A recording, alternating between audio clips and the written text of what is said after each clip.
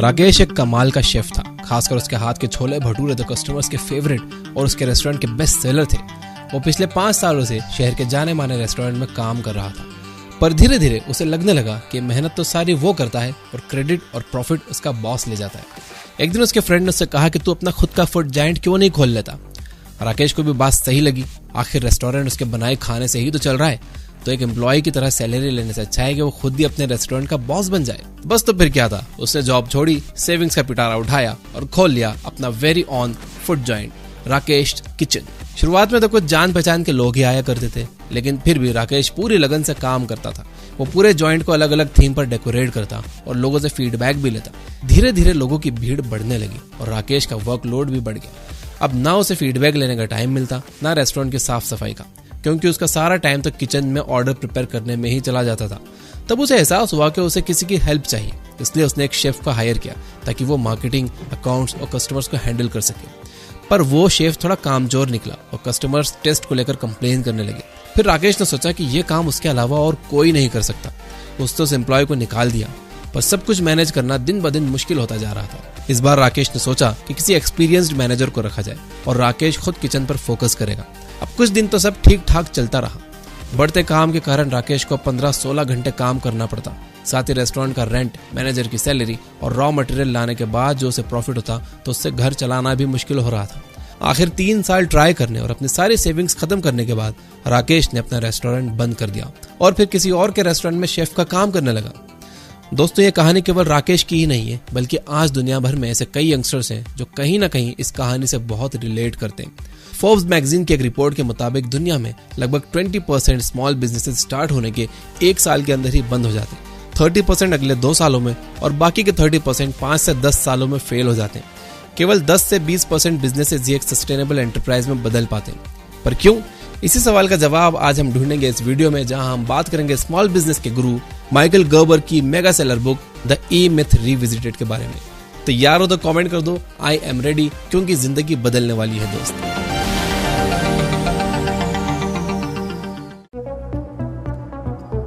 What is the E-myth? E-myth यानी कि the entrepreneurial myth. हमारी सोसाइटी में एक बहुत कॉमन थॉट प्रोसेस है कि एंटरप्रेन्योर्स बिजनेस स्टार्ट करते हैं, जबकि रियल ट्रूथ इज कि all over the world business start करने वालों में 70% वो लोग होते हैं जो पहले किसी और के लिए काम कर रहे होते हैं और बाद में अपना बिजनेस स्टार्ट करते हैं। जैसे कि software engineers, hairdressers, tailors, chefs, ये सभी लोग असल में एक टेक्नीशियन है, लेकिन इन्हें ऐसा लगता है कि क्योंकि ये अपने काम में एक्सपर्ट हैं, इसलिए ये इन कामों से जुड़े बिजनेसेस को भी सक्सेसफुली चला सकते हैं, जबकि सच्चाई इससे काफी अलग है। अगर आप एक टेस्टी पिज्जा बना सकते हो तो जरूरी नहीं है कि आप डोमिनोज या पिज्जा हट जैसा बिजनेस रन करोगे, या आप कोडिंग कर सकते हो तो जरूरी नहीं है कि आप फेसबुक ही बना लो। टेक्निकल वर्क करना या एक प्रोडक्ट तैयार करना तो बिजनेस का केवल एक ही पहलू है। इसके साथ साथ account management, marketing, planning, team management, system management जैसे कई और ऐसे काम हैं जो किसी भी बिजनेस को सक्सेसफुली रन करने के लिए आने चाहिए।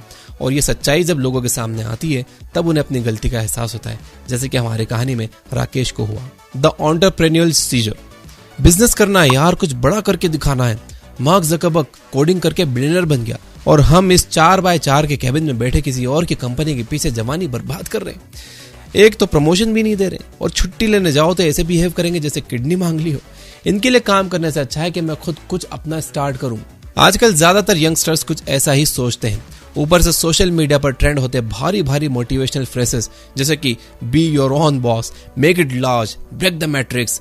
इन सब ने तो स्टार्टअप और एंटरप्रेन्योरशिप को एक फैंसी स्टफ बना दिया। यही रीजन है कि पिछले कुछ सालों से स्टार्टअप के नंबर्स में एक ग्लोबल इंक्रीज देखने को मिला है। लेकिन प्रॉब्लम यह है कि लोग होश में नहीं बल्कि जोश में बिजनेस स्टार्ट करते हैं, और इसी जोश को ऑथर ने द एंटरप्रेन्योरियल सीजर का नाम दिया है। जब इंसान को लगता है कि भाड़ में जाए सब, लेट्स डू इट, कुछ करके दिखाते हैं, और इस तरह से स्टार्ट होता है एक बिजनेस जो अगले कुछ सालों में ही फेल हो जाएगा। तो क्या सर एक आम आदमी का बिजनेसमैन बनने का सपना देखना गलत है? ऑथर कहते हैं कि बिजनेस स्टार्ट करने का डिसीजन गलत नहीं है, पर एक टेक्नीशियन के माइंडसेट के साथ बिजनेस में एंटर होना गलत है। क्यों? आइए समझते हैं। एक टेक्नीशियन को अपना काम बखूबी आता है और वो उसे पसंद भी होता है, इसलिए उसे लगता है कि उसका बिजनेस बस इसी से चल जाएगा, और वो पहले ही दिन से एक एम्प्लॉय की तरह अपने बिजनेस में काम करने लग जाता है, जबकि उसे अपने बिजनेस पे काम करना चाहिए। दोनों में फर्क क्या है? बहुत फर्क है। आप बताओ, क्या आज भी मार्क ज़करबर्ग फेसबुक में कोडिंग करते हैं? क्या मार्क के वैकेशन पर चले जाने पर फेसबुक बंद रहेगा? नहीं ना। पर आपका रेस्टोरेंट आपके कहीं भी जाने से बंद रहेगा, क्योंकि आपका बिजनेस पूरी तरह से आप पर ही डिपेंड है। ऐसे में ना तो आपको कोई फ्रीडम मिलेगी, ना खुद के लिए टाइम, और आप बिजनेस की जगह एक जॉब ही करते रहोगे, वो भी 15 से 16 घंटे, और ओवर टाइम के एक्स्ट्रा पैसे भी नहीं मिलेंगे। इसलिए जरूरी है कि बिजनेस स्टार्ट करने से पहले आप बिजनेस को अच्छे से समझ लो। 6 पॉइंट यहाँ बता रहा हूँ इस किताब से, इन्हें अच्छे से समझ लेना। Number 1, the 3 pillars of your business. किसी भी बिजनेस को चलाने के लिए 3 लोगों की जरूरत होती है। द प्लानर यानी कि एंटरप्रेन्योर, द सेवियर यानी मैनेजर, एंड द डूअर यानी कि टेक्नीशियन। बेसिकली ये तीनों ही आपके बिजनेस के 3 पिलर्स होते हैं, जो अलग अलग टाइम जोन में काम करके आपके बिजनेस को स्मूथली चलाते हैं। सबसे पहले आता है एंटरप्रेन्योर, जो कि फ्यूचरिस्टिक होता है। उसका माइंड प्लानिंग, आइडियाज और इनोवेशन के इर्द गिर्द घूमता रहता है। ऐसा कर लेंगे, वैसा कर लेंगे, प्रोडक्ट को ऐसा डिजाइन करेंगे, मार्केटिंग की वह स्ट्रेटेजी अपनाएंगे। दूसरा आता है मैनेजर, जो पास्ट में काम करता है, जो एंटरप्रेन्योर के सपनों को पास्ट के एक्सपीरियंसेस की कसौटी पर चेक करता है। पिछली बार ये किया था तो ये प्रॉब्लम आई थी, इसलिए इस बार इसको ऐसा नहीं करेंगे, कुछ वैसा करेंगे। कुछ ऐसे थॉट्स आते हैं मैनेजर को। एक तरह से एंटरप्रेन्योर के सपनों को मॉडिफाई करके हकीकत में बदलने का काम मैनेजर का है। तीसरा है टेक्नीशियन, जो प्रेजेंट में जीता है। उसे कोई मतलब नहीं कि पहले क्या हुआ, आगे आपको क्या करना है, उसे बस ये बताओ कि अभी क्या करना है। बाकी सभी थ्योरीज बनाते हैं और टेक्नीशियन उसे प्रैक्टिकली परफॉर्म करता है। एक सक्सेसफुल बिजनेस के लिए तीनों पिलर्स का बैलेंस में रहना बहुत क्रूशियल है। यूं तो हम सब में कहीं ना कहीं एक टेक्नीशियन, एक मैनेजर और एक एंटरप्रेन्योर छुपा है, पर प्रॉब्लम यह है कि वो बैलेंस्ड नहीं है। जिसने इस बैलेंस को क्रैक किया, समझो वो बिजनेसमैन बन गया। गर्बर कहते हैं कि आमतौर पर small business owner 70% technician, 20% manager और केवल 10% ही एंटरप्रेन्योर होते हैं, क्योंकि बेसिकली इन लोगों को अपना काम पसंद है, वो उसे ही करके खुश होते हैं। जब भी बात प्लानिंग और मैनेजमेंट की आती है तो उन्हें मुश्किल होती है। उन्हें प्रेजेंट में रहना पसंद होता है और सोचते हैं कि जो होगा देखा जाएगा। जबकि सक्सेसफुल बिजनेस के लिए आपको आगे का सोच कर और पीछे से सीख कर चलना होता है। Number 2, stages of business. दुनिया में हर चीज स्टेजेस में डेवलप होती है, बिजनेस भी। गर्बर ने अपनी किताब में बिजनेस डेवलपमेंट की 3 बेसिक स्टेजेस की बात की है। पहली है इन्फेंसी, जिसमें हमारी और आपकी तरह एक कॉमन इंडिविजुअल को एक आइडिया आता है और वो थोड़े बहुत कैपिटल की जुगाड़ करके बिजनेस स्टार्ट करता है। इस स्टेज में बेसिकली वो अकेला ही सब काम कर रहा होता है, पूरा बिजनेस उसी के अराउंड रिवॉल्व करता है। शायद यही रीजन है कि ज्यादातर बिजनेस इन्फेंसी स्टेज में ही फेल हो जाते हैं, क्योंकि ऑनर सारी रिस्पॉन्सिबिलिटीज अकेले ही पूरे करते करते थक जाता है और गिव अप कर देता है। पर ऑनर्स को ये याद रखना चाहिए कि जब मार्क ज़करबर्ग ने फेसबुक स्टार्ट किया तो वो खुद ही अपनी कंपनी के कोडर, सीईओ, सीटीओ, सीएमओ सब थे। फाइनेंस, मार्केटिंग से लेकर कोडिंग सब वही हैंडल करते थे। फेसबुक, अमेजन, यूट्यूब सब कभी ना कभी इन्फेंसी स्टेज से होकर ही गुजरे हैं। उसके बाद आता है एडोलसेंट स्टेज। इस स्टेज में ऑनर को फाइनली रियलाइज होता है कि वो सारा काम अकेले नहीं कर सकता। अगर उसे बिजनेस को आगे बढ़ाना है तो कोई ना कोई एम्प्लॉय उसे रखना होगा। इस स्टेज में आकर ऑनर वर्क डेलीगेट करना सीखता है, यानी कि दूसरे को काम देना सीखता है। लेकिन फिर भी ऐसे कई बिजनेसेस हैं जो यहाँ तक आकर फेल हो जाते हैं। क्यों? क्योंकि ऑनर को लगता है कि उसका काम उससे बेहतर कोई और कर ही नहीं सकता। इसलिए कई बार ऑनर एम्प्लॉय को हटाकर वापस स्टेज 1 में पहुंच जाते हैं। आखिर में आता है स्टेज ऑफ मैच्योरिटी, जिसमें बिजनेस फाइनली स्टेबल होने लगता है। अब चाहे छोटा काम हो या कोई बड़ी रिस्पॉन्सिबिलिटी, हर चीज प्रॉपर्ली डेलीगेट हो जाती है। इस स्टेज में आने के बाद ऑनर अपने बिजनेस से ब्रेक ले सकता है। अब उसे 14-15 घंटे खुद काम करने की जरूरत नहीं पड़ती। ऑथर कहते हैं कि केवल वही बिजनेसेस इस स्टेज पर पहुंच सकते हैं जो स्टार्टिंग से ही इस स्टेज के लिए प्लान्ड हो, यानी कि बिजनेस स्टार्ट करते समय ही आपको पता होना चाहिए कि आप इसे मैच्योरिटी तक कैसे पहुंचाने वाले हैं। नंबर 3 बहुत इंपॉर्टेंट है, build a system not a business. McDonald's का बर्गर हो या स्टारबक्स की कॉफी या फिर डोमिनोज का पिज्जा, चाहे आप दुनिया के किसी भी कोने में चले जाओ, इनका टेस्ट बिल्कुल सेम होता है। और केवल टेस्ट ही क्यों, आउटलेट का एम्बियंस और फील भी काफी हद तक एक जैसा ही होता है। बिना किसी मैनेजर, सीईओ या बड़ी डिग्री होल्डर के स्टाफ के भी वहां सब कुछ मैनेज रहता है। तो ऐसा क्या है जो मैकडॉनल्ड्स के 40,000, स्टारबक्स के 38,000 आउटलेट्स को स्मूथली रन कर रहा है? वो है इनका बिजनेस सिस्टम। अगर आप अपने बिजनेस को एक ऑटोमेटेड सिस्टम में बदलने में कामयाब हो गए तो बिजनेस आपके इन्वॉल्वमेंट के बिना भी स्मूथली चलेगा, और तभी सही मायने में आप अपने लिए एक फाइनेंशियली इंडिपेंडेंट लाइफ क्रिएट कर पाओगे। वरना पूरी जिंदगी आप 12-12 घंटे काम करते ही रहोगे तो फायदा क्या हुआ बिजनेस रन करने का? बिजनेस को सिस्टम के तौर पर एस्टेब्लिश करने का एक और फायदा यह है कि किसी बिजनेस को तो रेप्लिकेट करना मुश्किल है, लेकिन सिस्टम इजीली रेप्लिकेट हो सकता है। अब इससे होगा ये कि जब आप बिजनेस को एक्सपांशन की ओर ले जाओगे तो हर बार आपको स्क्रैच से प्लानिंग नहीं करनी पड़ेगी। आप एक बिजनेस की तरह दूसरा बिजनेस सेम सिस्टम के साथ किसी और लोकेशन पर रेप्लिकेट कर सकते हो। यानी सिंपली आपको अपना बिजनेस पहले ही दिन कुछ इस तरह प्लान करना होगा कि फ्यूचर में आप उसकी फ्रेंचाइजी खोल सको। Number 4, build system dependent business, not a people dependent one. आपने बड़ी मेहनत से अपना रेस्टोरेंट खोला, सब अच्छा चल रहा था, बिजनेस ऑलमोस्ट मैच्योरिटी के स्टेज में एंटर होने ही वाला था। इसी बीच आपके हेड शेफ को कोई और अच्छा ऑफर मिला और उसने रिजाइन कर दिया। अब आप कैसे मैनेज करोगे? या तो आपको अपने लिए नया शेफ ढूंढना पड़ेगा या फिर उसके ऑफर से ज्यादा सैलरी देकर रोकना होगा। दोनों ही कंडीशन में आपके बिजनेस पर बड़ा इंपैक्ट पड़ेगा। अब अगर मैकडोनल्ड या KFC का एक एम्प्लॉय रिजाइन करके जाता है तब क्या होता है? वो बड़ी ही इजीली किसी और एम्प्लॉय को ट्रेन करके हायर कर लेते हैं। कैसे? क्योंकि उनका पूरा बिजनेस सिस्टम डिपेंडेंट है और कोई भी थोड़ी सी ट्रेनिंग के बाद उस सिस्टम को अडॉप्ट कर सकता है। इसलिए किसी भी एम्प्लॉय के जाने से मैकडोनल्ड के बिजनेस पर कोई असर नहीं पड़ता। Number 5, work on your business, not in your business. Rahul का सपना है कि वो देश की टॉप बेकरी चेन एस्टैब्लिश करे, तो क्या इसके लिए उसे सारी जिंदगी केक बेक करना पड़ेगा? माइकल गर्बर के अकॉर्डिंग बिल्कुल नहीं। ऑथर कहते हैं कि अगर आप एक कमाल का केक बेक कर सकते हो तो अपनी रेसिपी को सिंप्लीफाई करो और डॉक्यूमेंट करो ताकि टाइम आने पर वही टेस्ट कोई और भी क्रिएट कर सके और आप बेकिंग की जगह किसी और इंपॉर्टेंट काम पर फोकस कर सको। इस तरह धीरे धीरे आप खुद को टेक्नीशियन के रोल से निकाल सकते हो। ऐसे ही आप हर रोल को प्ले करके उसका सिस्टम तैयार कर सकते हो, उसे डॉक्यूमेंट कर सकते हो और किसी और को उस डॉक्यूमेंटेड इंस्ट्रक्शंस के अकॉर्डिंग काम करने के लिए हायर कर सकते हो। ऑथर इसे वर्किंग ऑन द बिजनेस कहते हैं। लेकिन आयरनी यह है कि ज्यादातर लोग जो अपने पैशन को बिजनेस में बदलने निकलते हैं वो कभी खुद को टेक्नीशियन के रोल से निकाल ही नहीं पाते। वो हमेशा अपने बिजनेस के अंदर ही काम करते रह जाते हैं और ये एक डेंजरस सिनेरियो है क्योंकि माइकल कहते हैं, if your business depends on you, you don't own a business, you have a job and it's the worst job in the world because you are working for a lunatic। यानी अगर आपका business आप पर depend करता है तो वो एक बिजनेस नहीं बल्कि एक नौकरी है। वो भी दुनिया की सबसे बुरी नौकरी है जहां आप एक पागल के लिए काम कर रहे हो। नंबर 6, द टर्न की रेवोल्यूशन। आज के मॉडर्न टाइम में हमारे पास जो है वो हमें कम लगता है, फिर चाहे वो रिश्ते हो या पैसे या स्टेटस हो या सक्सेस हो, हमेशा कुछ ना कुछ मिसिंग सा लगता है। असल में वो मिसिंग चीज बाहर नहीं बल्कि हमारे अंदर ही है। वो मिसिंग चीज है लाइफ का पर्पस। और सही विजन के साथ खुला बिजनेस आपकी लाइफ में पर्पस की कमी को पूरा कर सकता है, बशर्ते आप ये याद रखें कि आपका बिजनेस आपकी लाइफ नहीं बल्कि एक अच्छी लाइफ जीने का जरिया है और एक दिन इसे डेवलप करके आपको इसे ऑटो पायलट मोड पर छोड़ देना होगा।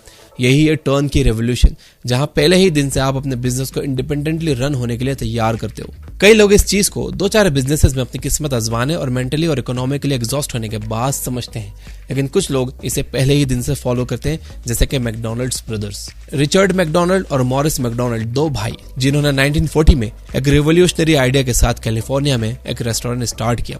उनका रेस्टोरेंट बाकी सभी से कई मायनों में अलग था। एक तो उनका मेन्यू लिमिटेड था, दूसरी उनकी सर्विसेज काफी फास्ट थी। कुछ ही टाइम में यह आउटलेट पूरे टाउन में फेमस हो गया। इसी दौरान उनकी मुलाकात मल्टी मिक्सर कंपनी के सेल्स एग्जीक्यूटिव रे क्रॉक्स से हुई। इस जगह के सिस्टम को देखते ही क्रॉक्स समझ गए कि इसे रेप्लिकेट करना आसान होगा क्योंकि हर चीज मैकेनाइज्ड और सिंप्लीफाइड थी। इस तरह क्रॉक्स ने दोनों भाइयों के साथ हाथ मिलाया और मैकडोनल्ड्स कॉर्पोरेशन का जन्म हुआ। अगर मैकडोनल्ड्स हैमबर्गर का बिजनेस रेप्लिकेट करना आसान नहीं होता तो शायद आज इंडिया में बैठकर हम उसकी बात ही नहीं कर रहे होते। मे बी वो बस कैलिफोर्निया का एक फेमस रेस्टोरेंट होता। अगर आप भी अपने बिजनेस को मैकडोनल्ड्स की तरह रेप्लिकेटिंग मॉडल में डेवलप करना चाहते हो तो आपको फॉलो करने होंगे ये 7 बिजनेस डेवलपमेंट स्टेप्स। जानते हैं। Number 1, figuring your primary aim. आपका प्राइमरी एम वो मोटिवेशन है जिसके लिए आप बिजनेस स्टार्ट करना चाहते हो। ज्यादातर लोग बस जोश में आकर बिजनेस शुरू करते हैं, इसलिए धीरे धीरे वो अपना मोटिवेशन खो देते हैं। लेकिन जिन्हें अपना प्राइमरी एम क्लियर होता है उनका बिजनेस भी एक क्लियर विजन के साथ स्टार्ट होता है। आपका प्राइमरी एम क्या है, इसे जानने के लिए खुद से बस 3 सवाल पूछो। वो क्या है जो मेरे लिए सबसे ज्यादा वैल्यूएबल है, मैं अपनी लाइफ को किस तरह से देखता हूँ और मैं क्या बनना चाहता हूँ। माइकल बहुत स्ट्रांगली ये बिलीव करते हैं कि एक सक्सेसफुल बिजनेसमैन वही बन सकता है जो ये जानता हो कि वो अपनी जिंदगी से क्या चाहता है। एक सक्सेसफुल इंसान लाइफ को किसी चैलेंज की तरह देखता है, जबकि एक ऑर्डिनरी इंसान लाइफ को बस किसी कर्स या ब्लेसिंग की तरह देखता है। तो आप लाइफ को कैसे देखते हो, इसी के आधार पर आपके बिजनेस का सक्सेस और फेलियर डिपेंड करता है। Number 2, making your strategic objective. आपका स्ट्रेटेजिक ऑब्जेक्टिव यानी कि अल्टीमेटली आपका बिजनेस आपके प्राइमरी एम को अचीव करने के लिए कैसे हेल्प करेगा। आप लाइफ में क्या चाहते हो ये तो आपने तय कर लिया, अब आप उसे अचीव कैसे करोगे ये तय करेगा आपका स्ट्रेटेजिक ऑब्जेक्टिव। अपने स्ट्रेटेजिक ऑब्जेक्टिव को प्लान करने के लिए आपको पहले ये क्लियर करना होगा कि जैसी लाइफ आप जीना चाहते हो उसके लिए आपको कितने पैसे चाहिए। तभी आप डिसाइड कर पाओगे कि आपका फाइनेंशियल विजन क्या है। आपको 30 करोड़ की कंपनी बनानी है या 3000 करोड़ की, क्योंकि लाइफ में सक्सेस फील करने के लिए पैसे मायने नहीं रखते, बल्कि आपके लिए सक्सेस की डेफिनेशन क्या है वो मायने रखती है। Number 3, creating your organisational strategy. आपने अपने लिए एक बिजनेस तो प्लान कर लिया, लेकिन आप हमेशा तो अकेले इसे नहीं चला सकते। इसलिए यह बहुत जरूरी है कि आप रिस्पॉन्सिबिलिटीज और अकाउंटेबिलिटीज को एनलिस्ट करो और उसके अकॉर्डिंगली अपनी ऑर्गेनाइजेशनल स्ट्रेटेजी को प्लान करो, क्योंकि अल्टीमेटली आपका वर्कफोर्स ही वो इंस्ट्रूमेंट है जो आपको आपके प्राइमरी गोल तक पहुंचाएगा। ऑर्गेनाइजेशनल स्ट्रेटेजी का होना भी इसलिए जरूरी है ताकि आपका बिजनेस एक सिस्टम के अकॉर्डिंग चल सके, वो किसी खास इंसान पर डिपेंड ना हो, फिर वो चाहे इंसान आप खुद ही क्यों ना हो। Number 4, deciding your management strategy. आपका बिजनेस और ऑर्गेनाइजेशनल स्ट्रक्चर प्लान करने के बाद बारी आती है इनके मैनेजमेंट को प्लान करने की। आखिर अपने आइडिया को कस्टमर्स तक पहुंचाने के लिए बहुत सी चीजों को मैनेज करना होता है, फिर चाहे वो रॉ मटेरियल प्रोक्योरमेंट हो या प्रोसेसिंग, कौन कब कहां कैसे करेगा, इसकी भी तो प्लानिंग करनी होगी और इसके लिए जरूरत पड़ती है मैनेजमेंट स्ट्रेटेजी की। Number 5, determining your people strategy. अगर आप चाहते हो कि लोग आपके लिए काम करें, आपके सपनों और बिजनेस को आगे बढ़ाने में मेहनत करें, तो आपके बिजनेस में प्रॉपर पीपल स्ट्रेटजी का होना बहुत जरूरी है। यानी आप अपने एम्प्लॉयज का ध्यान कैसे रखोगे, उन्हें कैसे अपने काम करने के लिए कन्विंस करोगे। ये बहुत जरूरी स्टेप है जो आपको सही मायनों में एक लीडर, एक एंटरप्रेन्योर बनाता है। अपने ऑर्गेनाइजेशन की पीपल स्ट्रेटजी को डिजाइन करते टाइम आप गर्वर की ये 2 बातें ध्यान में रखें। पहला, कभी भी किसी और को वो काम करने के लिए ना कहो जो शायद आप खुद नहीं करते। दूसरा, अपने लोगों से एक इमोशनल कनेक्शन बनाए रखो। Number 6, making your marketing strategy. सब तैयार हो गया, आपका प्रोडक्ट भी बन गया, लेकिन अब ये प्रोडक्ट लोगों तक पहुंचेगा कैसे, लोग इसके बारे में जानेंगे कैसे? इसके लिए आपको तैयार करनी होगी अपने प्रोडक्ट की मार्केटिंग स्ट्रेटेजी। मार्केटिंग स्ट्रेटेजी तैयार करते समय इस बात का ध्यान रखो कि आपका प्रोडक्ट क्या है। आपका प्रोडक्ट वो नहीं है जो कस्टमर के हाथ में है, वो तो बस एक कमोडिटी है। आपका प्रोडक्ट वो फीलिंग है जिसके साथ आपका कस्टमर आपकी शॉप से निकल रहा है। इसलिए आपका फोकस अपने बिजनेस और प्रोडक्ट की फील पर होना चाहिए, कमोडिटी पर नहीं। Number 7, designing your system strategy. इतना सब कुछ तैयार करने के बाद बारी आती है अपने बिजनेस को एक सिस्टम में बदलने की। बेसिकली किसी भी बिजनेस में 3 तरह के सिस्टम होते हैं। हार्ड सिस्टम, जिसमें इनएनिमेट चीजें आती हैं जैसे कि आपकी machinery, raw material etcetera. Soft system, जिसमें लिविंग चीजें आती हैं जैसे कि आपके एम्प्लॉयज, कस्टमर्स और आपका आइडिया। जी हाँ, आपका आइडिया भी लिविंग सिस्टम का हिस्सा है, क्योंकि वही तो सब कुछ चला रहा है। और तीसरा है इंफॉर्मेशन सिस्टम, जिसका काम है हार्ड और सॉफ्ट सिस्टम के बीच तालमेल बिठाना। जब आप अपने बिजनेस के इन तीनों सिस्टम्स को आइडेंटिफाई कर लोगे, तब आप अपने बिजनेस को ऑटो पायलट मोड में चलाने में कामयाब हो जाओगे और इस तरह आपका बिजनेस एक सक्सेसफुल, मैच्योर और इजीली रेप्लिकेबल बिजनेस बनेगा, जिससे आप जब चाहे जितनी चाहे छुट्टी ले सकते हो, जितना चाहे एक्सपांड कर सकते हो और मोस्ट इंपॉर्टेंटली एक फाइनेंशियली फ्री लाइफ जी सकते हो। और अल्टीमेटली ये याद रखिए कि जब भी आप बिजनेस शुरू करो तो एक एंटरप्रेन्योर के तौर पर करो, टेक्नीशियन के तौर पर नहीं, वरना बिजनेस के नाम पर आप नौकरी ही करते रह जाओगे। यहाँ तक देख रहे हो दोस्तों, वीडियो हेल्पफुल लगी हो तो लाइक किए बिना बिल्कुल मत जाना। दुनिया भर के मार्केटिंग बुक्स पढ़कर और एक्सपर्ट से बात कर ये बुक की टीम ने एक मार्केटिंग कोर्स बनाया है। इसके 4 लेसन्स फ्री है। डिस्क्रिप्शन और पिन्ड कमेंट में मैं लिंक दे रहा हूँ, आप जाकर जरूर देखिए। चैप्टर 4 देखना बिल्कुल मत भूलना, ये मेरा फेवरेट है, इससे आपके दिमाग के ताले खुल जाएंगे। Finally, you guys are amazing. Keep reading, keep learning, keep growing. Thank you for watching.